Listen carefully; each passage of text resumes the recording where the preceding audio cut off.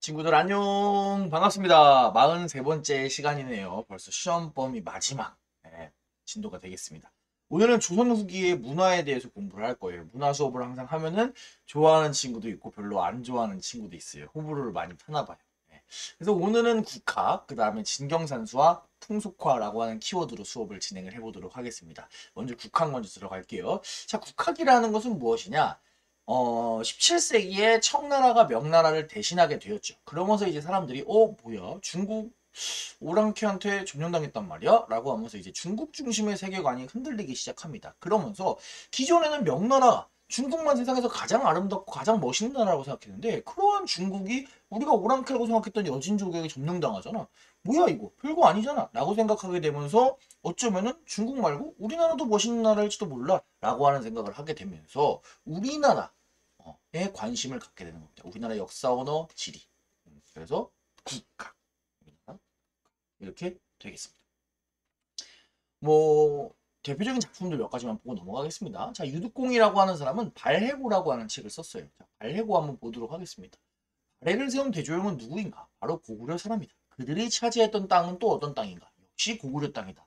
신라가 망하고 발해가 망한 뒤 왕건이 이를 통합해서 고려라고 했는데 남쪽은 전부 차지했지만 발해가 차지했던 북쪽 땅은 여진에 빼앗기기도 하고 거란에 빼앗기기도 했다. 그래서 어떻다? 아깝다. 원래는 발해는 다 누구 땅? 우리 땅.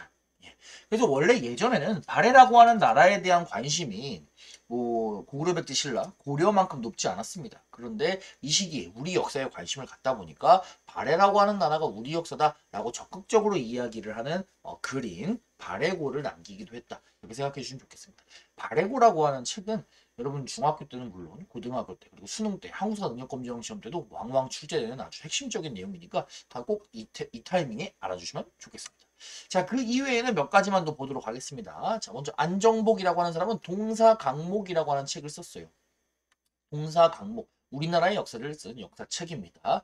여러분 조선시대 역사책은 조선왕조실록밖에 모르죠. 조선왕조실록은 조선시대의 왕들의 이야기를 다룬 거고요. 동사강목은 우리나라에 있었던 여태까지 이야기를 그 고조선부터 고려시대까지 조선 바로 전까지의 역사를 총정리를 한 겁니다. 우리나라의 역사를 내가 보건데 부족한 것들이 조금 많다. 그래서 기존에 있는 역사들을 다양한 자료들을 내가 수집을 해서 한 번에 내가 나름대로 체계적으로 정리를 하겠다 해가지고 만든 역사책이 안정복의 동사강목이 되겠습니다.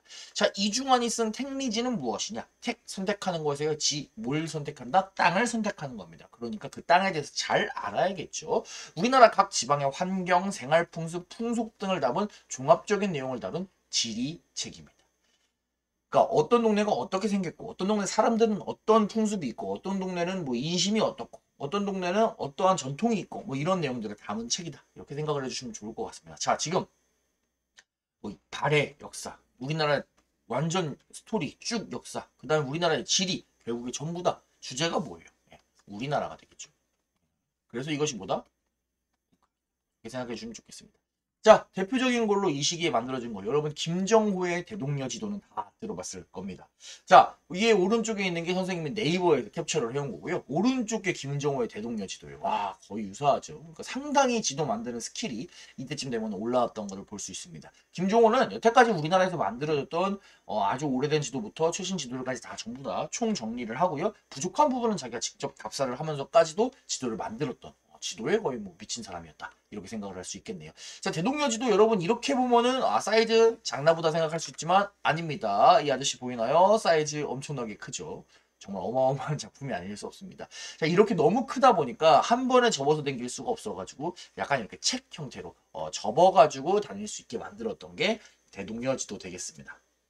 그래서 보게 되면은 이렇게 마치 요즘의 지도처럼 한눈에 알아볼 수 있게 법례를 작성해서 지도표로 이렇게 기호를 이용해 가지고 지도를 탁 표현을 했던 것을 여러분이 확인을 할 수 있지요. 자, 여기 지도 어디예요? 서울이죠. 여기가 서울의 한양 도성이 될 거고요. 여기 한강이 흐르네요. 여기 보니까 이 섬은 여의도가 될 거고요. 여기가 이제 우리 동네죠. 한자로 보니까 삼전도라고 써 있네요. 그죠? 여기가 지금은 어, 잠실 세내 라고 불리는 것이죠. 옛날에는 섬이었죠. 네. 우리 학교가 옛날로 따지면 여기 어디쯤 있겠네요. 좋습니다. 넘어가도록 하겠습니다. 자, 그래서 국학은 다 공부를 했고요. 좀 문화 본격적으로 넘어가서 그림들을 조금 살펴볼 거예요. 조선 후기에 넘어가면은 그림들이 되게 많이 남아있어요. 그래서 우리가 이 그림들을 살펴보는 게 되게 재밌습니다. 자, 첫 번째 먼저 산수화 보도록 하겠습니다. 자, 산수화는 뭐냐? 산과 물, 그러니까 즉 풍경을 그린 거예요. 그런데 조선 전기에는 자연을 그릴 때 중국의 산수화를 모방해서 그렸어요. 무슨 말이냐? 자, 왼쪽에 있는 그림은 중국 송나라 시대 때 곽희라고 하는 사람이 그린 조춘도라고 하는 그림입니다. 그리고 오른쪽에는 우리나라 조선 전기 때 그림이에요. 두 개 그림의 모양이 어떤가요? 상당히 유사하지요. 그림을 잘 모르는 미술 전공이 아닌 선생님이 봐도 상당히 유사하게 그린 걸 확인할 수 있어요. 그러니까 조선 전기에는 우리가 풍경을 그릴 때 우리나라에 있는 풍경을 그린 것이 아니라 중국의 그림들을 보면서 중국의 자연을 표현하는 그런 화풍들을 따와서 어떻게 보면 중국 스타일로 자연을 묘사를 했습니다. 어떻게 보면 우리나라에 없는 머릿속에 있는 그런 자연을 그린 거죠. 자, 우리가 조선 전기의 가장 대표적인 산수화라고 얘기를 할 수 있는 안견의 목류도원도. 여러분 조선 전기 기억나죠? 그런데 이런 거 봐봐요. 이런 산을 표현한 방식이 우리 주변에 있는 일상적인 산의 모습인가요? 아니죠. 이런 것들 전부 다 머릿속에 있는, 그리고 그것을 표현하는 방식은 중국의 표현 방식을 따와서 표현한 그러한 산수화예요. 이게 조선 전기 산수화의 특징입니다.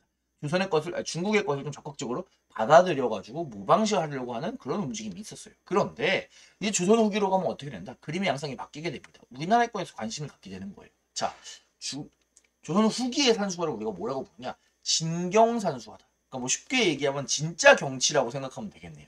진짜 경치를 그린 산수화, 풍경화 나타나기 시작합니다. 대표적인 화가로 겸재 정선을 들 수 있는데요. 자, 정선이 그린 인왕지색도를 보세요. 자, 어때요, 요즘이랑? 네. 비슷하죠, 그죠? 네. 그래서 보게 되면 상당히 유사한 걸 볼 수 있습니다. 선생님, 그런데요, 뭐 완전 똑같이 생긴 것 같진 않은데요? 그죠? 진경산수화의 목적은 진짜 경치를 그리는 거지. 진짜 경치를 반드시 똑같이 완전히 뭐 사진 찍듯이 똑같이 그리는 게 중요한 게 아닙니다. 중요한 것은 풍경화를 그리는 그 대상이 상상 속에 있는 중국의 것이었다면 거기서 실제 우리나라에 있는 대상을 옮겨갔다라고 하는 포인트지, 그 우리나라의 자연을 어떻게 표현하는지는 작가에 따라서 나름의 표현 방법에 따라서 조금씩 다를 수도 있는 거죠. 그림을 그린다 그래서 항상 있는 그대로 표현할 필요는 없잖아요. 그죠? 자, 그래서 새롭게 우리나라의 자연을 그리기 시작했던 그림 진경산수화. 여러분 잘 체크를 해주시기 바랍니다. 가장 대표적인 화가로 겸재정선 되겠습니다. 자, 그래서 이러한 사진을 보면 어때요? 금강전도, 경선의 유명한 그림입니다. 금강산에 12,000봉우리라고 하는 많은 봉우리들을 전부 다 한 번에 그린 그림이에요. 그래서 실제로 북한에 가가지고 보면은 금강산 이런 느낌이라고 해요. 어마어마하죠. 그런데 봐봐요. 이 금강전도라고 하는 그림 어떻습니까? 관점이 어때요? 위에서 내려다본 거죠. 그죠? 정선이 있던 조선시대 때 이 12,000개 봉을 위에서 내려다볼 수 있어요? 드론이 있나? 헬기가 있나? 아니잖아요. 그죠? 근데 정선은 아래서 이런 것들을 보고 이 진짜 경치를 자기가 생각해낸 구도 속에서 표현을 한 거잖아요. 그러니까 우리나라의 진짜 경치를 표현한 진경산, 나름의 자신의 구도와 나름의 표현 방식을 활용을 해가지고 만들어낸 걸작품이다. 이렇게 얘기를 할 수 있겠네요. 그림을 전혀 모르는, 그림 선생님은 예술적 감각이 거의 없습니다. 근데 그럼에도 불구하고 상당히 멋있어요. 뭔가 살아있는 듯한 느낌이 들죠. 좋습니다. 그래서 보게 되면 또 충북 단양에 가면은 도담산봉이라고 하는 유명한 관광지가 있어요. 이렇게 강변에 세 개의 봉우리가 볼록볼록볼록 올라와 있는 건데 아주 유명한 관광지입니다. 작년에도 통계에 따르면 300만 명 이상이 다녀갔다고 해요. 대단하죠. 여러분도 꼭 한반에 한두 명씩 부모님과 다녀온 친구들이 있던데, 다녀온 친구들이 있으면 손 좀 들어주시기 바랍니다. 자, 무튼 정선, 도담산봉도 이렇게 그렸어요. 그러니까 뭐다? 우리나라 곳곳에 있는 경치들, 풍경들을 실제로 따와가지고 그리기 시작했다. 우리나라에 좀 더 관심을 가졌다. 그래서 그게 뭐다? 무슨 산수화? 진경산수화. 그래서 조선 후기의 산수화의 특징으로 여러분이 반드시 체크를 해주시면 좋겠습니다. 진경산수화가 여러분 처음 들어본 친구들도 있겠지만 그렇게 멀리 있는 게 아닙니다. 자, 정선의 개상정보도라고 하는 그림이에요. 혹시 이 그림 나는 본 적이 있다? 아니요, 선생님, 저는 처음 봤습니다. 처음 봤다라고 하는 친구들은 거짓말쟁이입니다. 왜냐? 이 그림은 여러분이 너무나 좋아하는 돈에 그려진 그림이죠. 똑같죠. 그러니까 진경산수화가 우리 알게 모르게 되게 가까이 있었던 거예요. 네. 그래서 조선 후기의 진경산수화 체크해 주시기 바랍니다. 자, 조선 후기의 글씨체도 한번 보도록 하겠습니다. 추사 김정희, 추사는 호고요. 이름은 김정희입니다. 김정희는 조선 후기의 서예가이자 화가이자 역사가이자 한문학자이자 성리학자이자 뭐 약간 대단한 사람이에요. 자, 이 사람이 쓴 글씨체, 이 사람의 글씨체를 우리가 이 사람의 호를 따서 추사체라고 부르는데 어때요? 죽로지실이라고 하는 글씨인데 잘 쓴 것 같나요? 잘 모르겠죠? 솔직하게 잘 모를 거예요. 예, 선생님도 처음 봤을 때, 뭐 이런 게 나겠어. 이게 예술인가? 하면 선생님도 학생 때는, 정말 이렇게 쓰면 한 번 쓰면 혼날 것 같은데. 이런 생각을 했었어요. 그런데, 이렇게 한번 생각을 해봅시다. 자, 우리 유명한 화가 있죠. 피카소의 그림 볼게요. 피카소의 그림 어때요? 물론 예술적인 감각이 뛰어난 친구들은 이걸 보고도, 진짜 멋있다. 이렇게 생각할 수도 있겠지만, 선생님이 보기에는 예술적 감각이 떨어져서 그런지 뭔가 특이한 건 알겠어요. 뭔가 이 사람이 표현을 하려고 했구나. 뭔가 독창적이긴 하다. 그런데 이 사람인 것 같은데 말이고 잘 그린 건가? 소 잘 그린 건가? 약간 이런 생각이 선생님 들거든요. 네. 그냥 문외한의 입장에서 봤을 땐요. 그죠? 그런데 그럼 이 피카소라고 하는 이 아저씨, 세계적인 화가로 유명한 이 아저씨는 그림을 왜 이렇게 그렸을까요? 그림을 못 그려서 이렇게 그린 걸까요? 피카소라고 하는 화가가 여러 번 나이 때 그린 그림을 보여드리겠습니다. 상당하죠. 그러니까 이 피카소라고 하는 사람은 이미 그림을 그냥 일반인처럼 현실처럼 그리는 것에서는 이미 도달할 수 있는 높은 레벨에 이미 다 도달한 거예요. 마스터를 한 거예요. 그리고 그것을 뛰어넘어서 이제 자기의 독창적인 색깔을 표현하기 시작한 거죠. 그래서 나오는 그림이 이러한 그림들인 겁니다. 아마 김정희도 마찬가지였어요. 김정희도 이미 그냥 똑바로 글씨 쓰는 거는 이미 다 마스터를 했어요. 글씨 엄청 잘 써. 그런데 이제 거기서 하나 더 뛰어넘어서 자신의 예술적인 감각과 특징과 당시 상황과 글을 시를 써주는 상대방과의 그런 감정 교류나 이런 것들을 담아낸 독창적인 글씨를 만들어낸 거죠. 그것이 바로 추사체 되겠습니다. 그래서 보정산방이라고 하는 글씨인데 어떤 사람이 자기네 집 그 방에다가 걸어놓을 글씨 써달라 그래서 방 이름을 지어준 거예요. 보면은 처음에는 또 뭐 저런 게 있어 하다가도 보다가도 캘리그라피라는 생각으로 보게 되면은 상당히 개성이 있고 뭔가 표현하려고 하는 그런 위트가 있다 이런 느낌으로 느껴집니다. 물론 자세한 그런 미적인 얘기는 선생님이 예술 전공이 아니어서 할 수가 없겠네요. 어쨌든 우리 특이한 글씨체 추사체도 한번 알아두도록 합시다. 자, 그림을 조금 보도록 하겠습니다. 진경산수와 다음으로 또 유행했던 화풍이 있는데 뭐냐면 사람들의 삶의 모습, 즉 풍속을 그린 풍속화가 유행을 하게 됩니다. 자, 풍속화에서는 우리가 유명한 사람을 2명 정도 기억을 해야 합니다. 그 중에 한 명이 바로 이 그림을 그렸던 김홍도, 단원 김홍도 선생 되겠습니다. 자, 김홍도가 그린 그림을 볼까요? 정말 사람들의 풍속을 잘 담아냈네요. 그래서 뭐 공장에서 뭘 만드는 모습, 옷감을 짜는 건가요? 그러한 모습, 그 다음에 양반은 누워있고 백성들이 열심히 별을 타작하는 그런 모습들. 또 보게 되면은 밭을 가는 모습들, 씨름하는 모습, 뭐 화살 쏘는 모습 이런 것처럼 김홍도 딱 글씨체가 눈에 익죠. 그래서 여러분 중학교 정도 나왔으면은 김홍도라고 하는 이름은 알아둬야 돼요. 그리고 김홍도의 그림을 딱 봤을 때도 이거 김홍도 그림이지 풍속화지 라고 얘기할 정도의 그런 안목은 갖추어야 됩니다. 그래서 한번 천천히 다시 볼까요? 보면은 그림이 다 비슷비슷한 것 같아요. 그죠? 그래서 김홍도 우리 그림체 보면 딱 나와요. 잘 기억해 주시기 바랍니다. 가장 유명한 그림이 이거잖아요. 씨름하는 그림. 네. 그림을 진짜 모르는 선생님이 봐도 이 그림은 뭔가 깔끔하게 잘 그린 것 같아요. 예를 들어서 보면은 구경꾼들을 딱 원으로 배치를 했잖아요. 그리고 이 구경꾼들이 딱 바라보는 장소에 메인 씨름하는 장면을 보고 있고요. 사람들이 같은 곳을 시선으로 바라보고 있어서 어때요? 시선이 모여서 안정되는 느낌을 주죠. 그런데 너무 안정만 돼도 재미가 없으니까 어때요? 한 명은 시선을 바깥으로 반대로 빼가지고 약간 변죽을 주고 있지요. 그죠? 그 다음에 씨름을 하고 있는데 이 사람들이 아마 이쪽으로 넘어지나 봐요. 그러니까 이 사람들이 놀라가지고 하면서 뒤쪽으로 손을 이렇게 하고 있죠. 뒤쪽으로 손을 이렇게. 예. 그래서 그런 생동감도 넘치는 그런 그림을 또 살펴볼 수 있네요. 그래서 선생님이 사실 미술은 잘 모르지만 꽤 재밌다 이렇게 볼 수 있을 것 같습니다. 그래서 김홍도 잘 체크를 해주세요. 그래서 간혹 또 김홍도라고 하는 사람이 뭐 이렇게 약간 만화 같은 스타일의 그림만 그리는 사람이라고 생각하는 친구들이 있는데 아니에요. 김홍도 이런 그림도 그렸습니다. 그래서 귀여운 고양이가 나비랑 놀고 있는 그런 그림도 그렸는데요. 뭐 이거는 우리가 보통 교과서에 다루지 않는 그림이니까 이런 느낌의 김홍도의 그림 우리가 잘 알아두면 좋을 것 같습니다. 선생님이 개인적으로 되게 귀엽다고 생각하는 그림이라서 한번 소개를 해줘 봤습니다.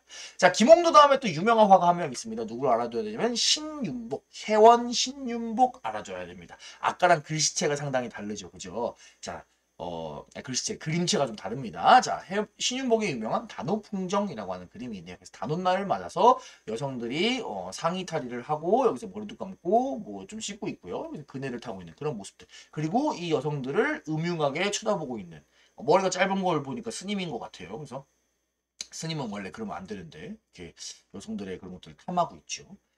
조선이 유교적으로 엄격한 사회였습니다. 지금보다 훨씬 더 유교적으로 엄격했죠. 근데 그럼에도 불구하고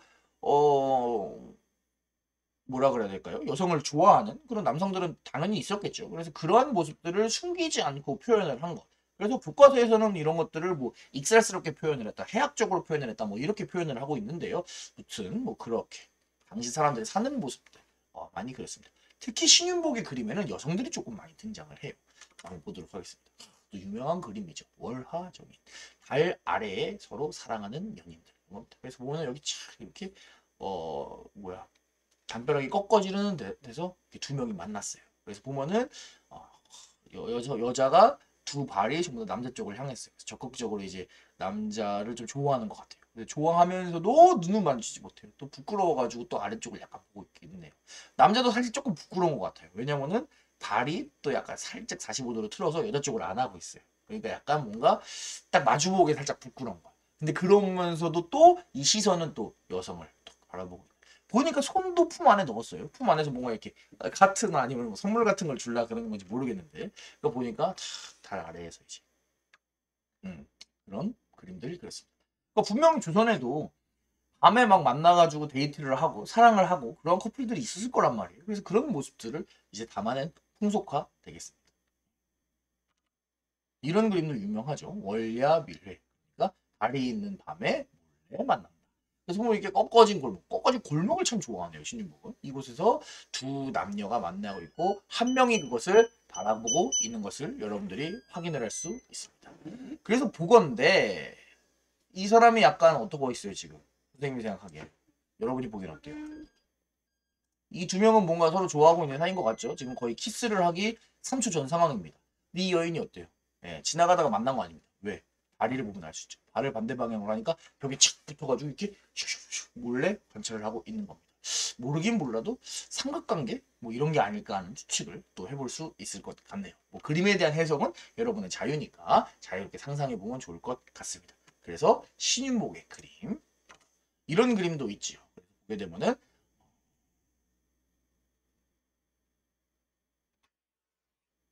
여성들과 남성들이 있는 모습들. 그래서 보게 되면 굉장히 생동감 넘치는 표현을 잘하는 것 같아요. 신윤복의 그림이었습니다.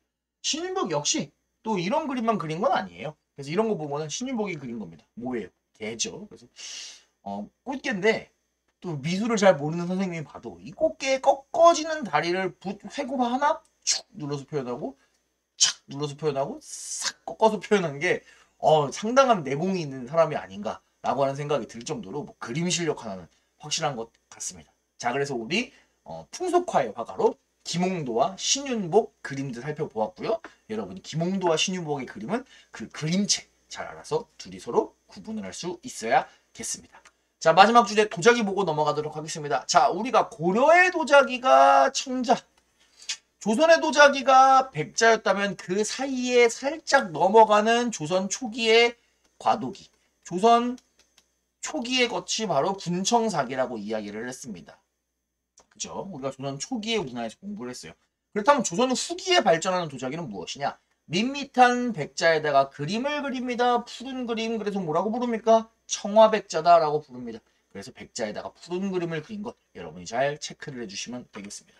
그래서 이러한 그림들 이러한 도자기들이 조선 후기에 많이 유행을 했다. 뭐 어떤 학생이 그러던데 할머니 집에 가면 하나씩 있는 항아리를 그러는데 맞는 것 같습니다. 자, 그래서 우리가 우리나라의 항아리가 청자에서 분청사기, 백자를 거쳐서 청아백자까지 쭉 시대에 따라서 그런 이어지는 스토리들 여러분이 잘 체크를 해주시면은 조선 후기의 문화도 잘 정리할 수 있을 것 같습니다.